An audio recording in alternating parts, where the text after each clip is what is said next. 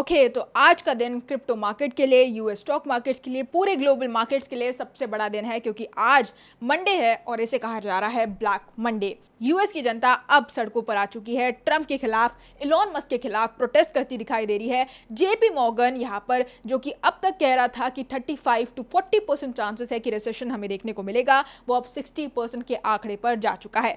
Trump की जनता पूरी तरह से उन पर से ट्रस्ट खो चुकी है और यूएस के लगभग 50 शहरों में से हर एक शहर यहाँ पर ट्रंप के खिलाफ हो चुका है और सड़कों पर आ चुका है। लगभग 6 लाख से भी ज्यादा लोग लंदन और पेरिस के अंदर हमें प्रोटेस्ट करते दिखाई दिए और पूरे प्रोटेस्ट को नाम दिया गया हैंड्स ऑफ। आज के इस वीडियो में हम बात करने वाले हैं कि आज के दिन क्या होगा, किस तरह से मार्केट पर, क्रिप्टो मार्केट पर ट्रंप के डिसीजंस का इंपैक्ट पड़ेगा, क्या चीजें अब हमें देखने को मिल सकती है। तो मेक श्योर वीडियो को लास्ट तक देखिए। साथ ही में क्रिप्टो से रिलेटेड इसी तरह के वीडियोस को देखते रहने के लिए चैनल को सब्सक्राइब करना बिल्कुल भी मत भूलिएगा। साथ ही में आप हमारे टेलीग्राम, इंस्टाग्राम और ट्विटर अकाउंट्स को ज्वाइन कर सकते हैं, जिनका लिंक आपको नीचे डिस्क्रिप्शन बॉक्स में ही मिल जाएगा।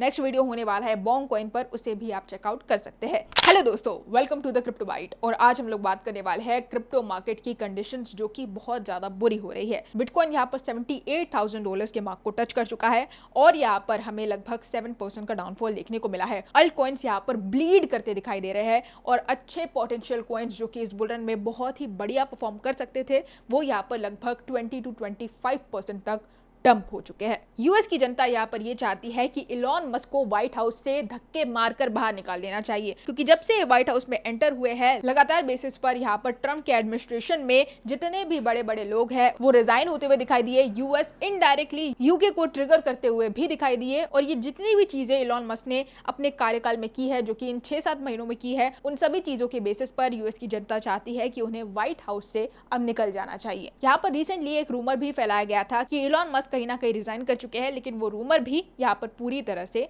गलत था। पिछले 2 दिनों में यूएस स्टॉक मार्केट जब तक खुला था $5 ट्रिलियन हमें लिक्विडेट होते हुए दिखाई दिए और इस समय पर यूएस मार्केट पूरी तरह से खतरे में चल रहा है। यहाँ पर जो ब्लैक मंडे की कहानी है, आज के दिन को ब्लैक मंडे वर्ल्ड वॉर 2 के रेफरेंस से किया जा रहा है। वर्ल्ड वॉर 2 के बाद ही हमने देखा कि पूरा ग्लोब भिड़ चुका था इंडस्ट्रियलाइजेशन की तरफ, यानी कि बहुत जोरों शोरों से हमें कंस्ट्रक्शन देखने को मिल रहा था पूरे ग्लोब में और जिसके कुछ दिनों के बाद ही पूरी दुनिया ने रिसेशन फेस किया। उस दिन को ब्लैक मंडे घोषित कर दिया गया और आज का दिन भी कुछ ऐसा ही है जहां पर $5 ट्रिलियन लिक्विडेट हो चुके हैं। ये छोटी मोटी बात आपको लग रही होगी, लेकिन अगर आप कंपेयर करेंगे इंडिया से, तो इंडिया का जो पूरा स्टॉक मार्केट ही है वो लगभग $3.5 ट्रिलियन के आसपास है और यूएस ने सिर्फ 2 दिन के अंदर $5 ट्रिलियन का तो लॉस ही फेस कर लिया है। तो यहाँ पर समझ में आ जाता है कि किस तरह से चीजें बिगड़ती दिखाई दे रही है। एप्पल फोन्स के प्राइसेस लगभग $2,500 तक बढ़ चुके हैं। क्रिप्टो के इन्वेस्टर्स इसलिए डरे हुए हैं क्योंकि सिर्फ कल के दिन यहाँ पर $200 मिलियन लिक्विडेट हो चुके हैं। कल के दिन यहाँ पर एक और बड़ी चीज हुई जहां पर बिटकॉइन के अंदर हमें एक मेजर ट्रांसफर देखने को मिला। $159 मिलियन के बिटकॉइन यहाँ पर ट्रांसफर किए गए यूएस एक्सचेंज के अंदर, जिसने इन्वेस्टर्स के दिमाग में और ज्यादा डर पैदा कर दिया कि अब तो यहाँ पर ये सेल ऑफ होते ही ब्लैक मंडे को हमें मार्केट और ज्यादा नीचे गिरता दिखाई दे सकता है। अभी के टाइम पर यूएस मार्केट्स उठ चुके हैं और मार्केट अभी भी नीचे ही जा रहा है। सवाल यह है कि अब क्या बड़ी चीजें और हमें देखने को मिल सकती है। क्रिप्टो क्वांट के जो सीईओ है उन्होंने ये कह दिया है कि ये जो बिटकॉइन साइकिल है ये पूरी तरह से ओवर हो चुकी है, यानी कि बिटकॉइन जितना भी यहाँ पर बढ़ सकता था इस एक साइकिल के अंदर जो कि हर 4 साल में आती है वो बढ़ चुका है और यहाँ से हमें बिटकॉइन का डाउनफॉल देखने को मिल सकता है। रही बात, जैसे कि मैंने आपको शुरुआत में बताया, जेपी मॉर्गन फर्म यहाँ पर ऑलमोस्ट 60% का रिसेशन प्रेडिक्ट कर चुके हैं। 60% चांसेस है कि यहाँ पर यूएस की जनता को रिसेशन फेस करना पड़ेगा। इसके बाद सवाल ये है कि ये चीजें कब तक नॉर्मलाइज होगी। यहाँ पर एनालिसिस के हिसाब से एक्सपेक्टेड था कि अप्रैल या मार्च मंथ तक हमें अल्ट सीजन की शुरुआत देखने को मिल सकती है, लेकिन ये जो ट्रेड वॉर छिड़ गया इसके बाद पूरी तरह से ये जो अल्ट सीजन है ऐसा लग रहा है पोस्टपोन हो चुका है। मार्केट में हर एक इंसान इस समय पर फोमो को फेस कर रहा है और आज की डेट में एक और बड़ी चीज हमें देखने को मिली जहां पर सिंगापुर के जो प्रेसिडेंट है उन्होंने एक बहुत ही अच्छी स्पीच दी है। उन्होंने अपनी स्पीच में बहुत ही बढ़िया चीजें कही है और अगर आपको मैं यहाँ पर शॉर्ट में बताऊं तो सिंगापुर पर यूएस ने लगभग 10% टैरिफ इंपोज कर दिए है। हालांकि सिंगापुर ने कभी भी यूएस पर किसी भी तरह का टैरिफ नहीं लगाया है, 1% का भी नहीं। तो यहाँ पर सिंगापुर का ये मानना है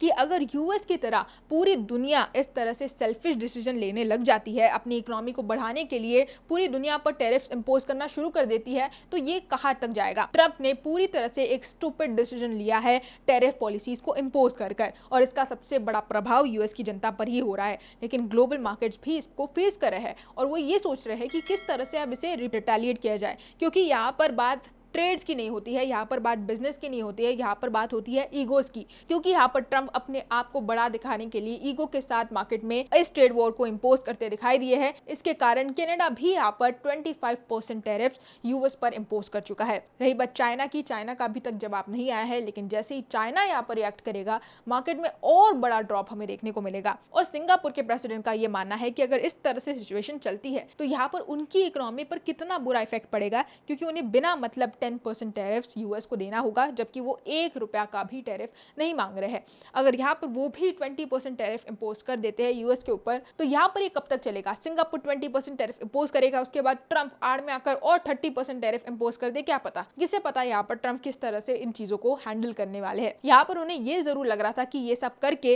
वो अपनी इकोनॉमी को बढ़ा लेंगे, अपने देश के अंदर एम्प्लॉयमेंट बढ़ा लेंगे, लेकिन क्या ये पॉसिबल है प्रैक्टिकली, ये एक सबसे बड़ा सवाल है। और देखा जाए तो कई सारे एनालिस्ट ये मानते हैं कि ये डिसीजन पूरी तरह से एक स्टूपिड डिसीजन था। इंडियंस को यहाँ पर घबराने की बिल्कुल भी जरूरत नहीं है, क्योंकि पीएम मोदी ऑलरेडी यहाँ पर समझौता करके आ चुके हैं और दोनों तरफ से चीजें यहाँ पर सुलझ चुकी है। लेकिन इसके बावजूद इंडिया को तो नहीं, लेकिन यूएस को रिसेशन फेस करना ही पड़ेगा। यहाँ पर आपके लिए मेरा सजेशन यही होगा कि मीम कॉइन से और ट्रंप के मीम कॉइन से तो जितना दूर हो सके उतना दूर रहिए। और रही बात अल्ट कॉइन्स की, तो यहाँ से और नीचे जाने की पॉसिबिलिटी है मार्केट की, जहाँ पर आपको अच्छी एंट्रीज लेने का मौका मिलेगा। अभी के टाइम पर कोई जरूरत नहीं है मार्केट में एंट्रीज लेने की, ना ही कोई हलचल करने की, ना सेल करिए ना बाय करिए, सिर्फ हमें तमाशा देखना है। क्योंकि ये जो ग्लोबल क्राइसिस हमें देखने को मिले हैं, ये जब तक ठीक नहीं होते तब तक कुछ भी स्टेप उठाने की हमें बिल्कुल जरूरत नहीं है। यही थी हमारी आज की अपडेट क्रिप्टो मार्केट की करंट सारी अपडेट्स को लेकर। होप आपको हर एक चीज समझ में आ चुकी होगी। अगर आपको थोड़ा भी ये वीडियो पसंद आया हो तो वीडियो को लाइक करना बिल्कुल भी मत भूलिएगा। चैनल को अगर आपने अभी तक सब्सक्राइब नहीं किया है तो जल्दी से जल्दी कर लीजिए।